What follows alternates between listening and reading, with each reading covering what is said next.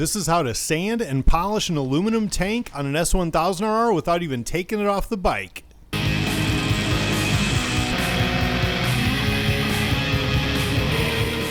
It's time to give the BMW S1000rr a new look. What that means to me is I'm going to get rid of the paint on this tank. I spent a lot of time doing some airbrush graphics on it and getting it look the way I did want to, but now I want a little bit different look, so I'm going to strip it off. Starts with sandpaper, and so we're going to go through the process. It's worse than nails on a chalkboard, but too late to turn back now. The first thing I'll do is remove all the panels, the seat, anything that's kind of in the way. The seat, the ECU cover, and the two side panels around the tank are all off with their fasteners where they should be. Now we have a clear shot at most areas of the tank, especially all the visible areas once the panels are on. I'm going to start with 220 grit wet dry paper, and I'm going to use it wet. Since I've already painted this surface, I know there's a layer of clear coat over the stock paint. So I'm going to use the 220 because it's faster to at least try to get through that clear coat, and then I'll go up to a more fine paper as I get closer to the bare aluminum. We want to protect the raw metal and be using a fine grain when we get there, because otherwise we'll leave nasty scratches that'll take longer and more material to remove. But as we see ourselves going down the layer, you can see where there's starting to show up a little bit of pink in the residue. That means we're through the clear and we're getting to the red. You can see the red is pretty well gone, and what I'm starting to do, these little white spots, that's not raw metal, but it's the primer under the original gray paint from the factory. You can see that I've got some white showing from the primer on pretty much every area that I'm able to get with a block. Now I'm gonna have to just do the sandpaper in hand because I've got these nice curving surfaces. We'll also want to take like these little spacers off, and any of these clips like this, take them off so you don't lose those either. The tank has got kind of a calico design at this point. I'm still working with the 220 grit, trying to get the paint down to the primer ideally. You can kind of see there's a couple spots where I've already burned through. I don't like that because what I've done is leave this 200 grit scratch in the aluminum now. All right, most of the tank and the visible areas is down to the calico design. What I'm going to do now is try to start going over it. I've got some 1200 grit wet dry. So I'm going to start trying to kind of clean this up. I've got my soft block flexible pad here that I'm going to use. As you can see on the tank, most of the paint is gone down to just primer and metal. I've got a couple spots up here I'm finishing yet, and around this and around that. And the other spots I have to get done is going to be this area right underneath here between the weld seam and that body line. I've got to get those. Once I start using this block with the 1200, I'll be able to sand all the primer off and then be able to start the polishing process. Getting into some of that paint that's in sort of a crevice there can be tough, and you don't want to over sand areas and make the metal any thinner than you have to. So a couple things you can do as tricks. One, you can take something thin and wrap sandpaper around it, and then just, go back and forth gentle and just make sure you're focusing on that paint strip. Use that as a visual check. When you get down to kind of the last little bit, you can even take a screwdriver and just real carefully chip out that last little bit. There won't be much hanging on to it. Finally got all these edges, and so everything that's shown, the paint should be off except this area right now. So I'm going to take the gas cap off so I can get that and the gasket out of the way. And yes, I shoved a sock in the gas tank opening so I don't lose one of the screws down in there. There's 4 screws that hold this top cap down. And then there's a 5th one right there. So you pull this off, set that off to the side. There's 2 more screws there before the red part comes out. Now this is what it looks like coming out. So be real careful that when I set it down. Now that the parts are clear, the hole's taped up, and what I did is I worked from the outside in. So I put a strip around the edge and then started layering it inwards and one little piece in the middle. The reason for that is if you're dropping trash in there through the sanding, when you're done, you just pick up the edge, peel it up, and you catch all the debris with it. You can see I got all the paint removed here, and that should be everything. So I guess I better put the covers on and make sure that all the visible areas have been sanded. With the tank panel on, looks like I'm plenty clear on that. The side panel, if I kind of look about where those fasteners go, looks like I don't have a lot, but once it's up there, as long as I'm down to that bead, I should be good. Back to the 1200 grit with the soft block. And the idea now is to get all the primer off down to the metal and get rid of some of the scratches. You can see those fine scratches on the edge from the 220 grit. The idea is to sand out all the scratches in primer, but no further than that because you don't want to thin out the material. A little tip with the new sheet of sandpaper, you basically cut it in 4 pieces this way. Some guys like to razor it because they say it's a cleaner edge. For me, I basically fold it in half one way, get the edges to meet, carefully seal down each side, then fold it back on itself, go the other way, and then it'll rip pretty easily apart.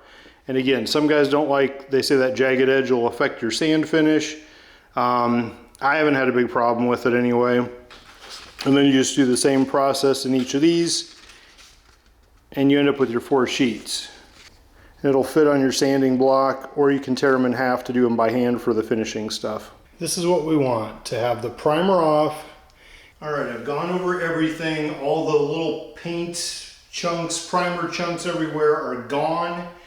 And don't think for a minute, just because this is YouTube, there are hours and hours of sanding that's gone into this. It's all sanded now and ready to polish. After I get done with the white pad and the finish, use the Zephyr blue stuff, and then while it's sitting here, after I've polished it with Zephyr, throw flour on it? Yeah, throw flour all over it. I don't know if I even have flour, bro. I'm not gonna look like Betty fucking Crocker to you. I was originally going to start with the heavy cut and the orange disc, and I just contacted my buddy back in Iowa that does detailing and polishing, showed him the tank, and he said because I've gone over it with 1200 grit already, this would probably be too much for it. He said just go right to the softer white pad and use this finish paste on it, and then finish that up with the that blue Zephyr stuff.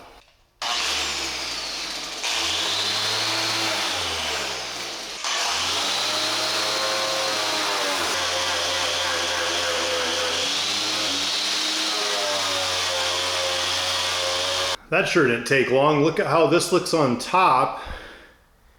And look at that.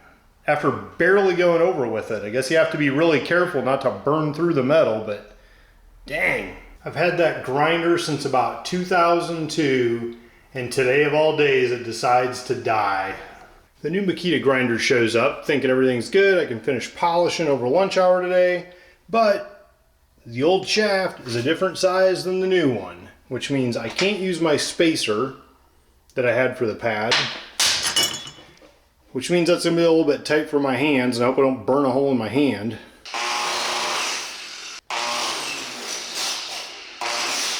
The polishing wheel wasn't working as well as what it had been originally, and my buddy said you have to put a rake to the edge and that maybe it was getting too much rouge buildup. So I took this whole pad and put it in the sink with soap and water, just Dawn dish soap and water overnight, and tried to kind of scrub the edges as best I could. And then what I've been doing to rake it, I've got a wire brush on the end of this grinder, so I'm going to use that to try to scrape it or rake it.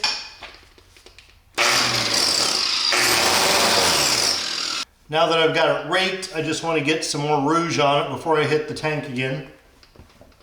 I feel like I got a pretty good polish on it now. I'm going to go ahead and wipe off all the remaining rouge from the polishing process now and make sure it's super clean. Now that that's shining, I'm going to use some of this Pro 40 and a microfiber cloth and try to, I think this stuff is supposed to seal too. I probably should read that, but I think that's what my buddy told me. But just kind of bring out that last bit of shine. Now I've wiped it with a clean towel.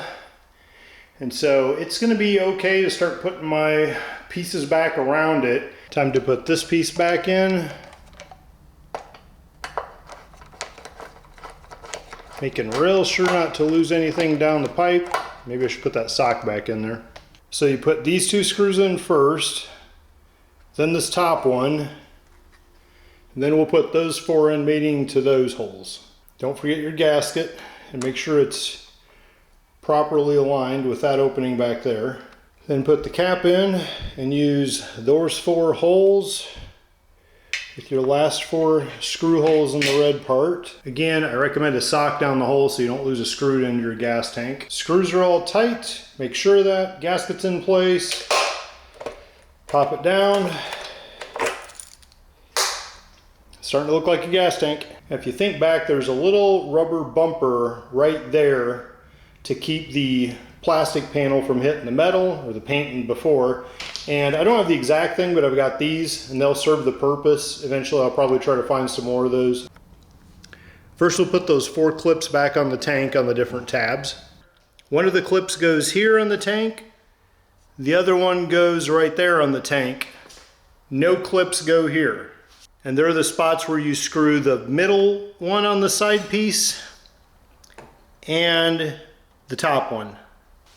These body panels can be a little finicky at times, especially aftermarket carbon stuff like this. So I try to just start each of the screws, have them started, and then tighten them once we put everything in place.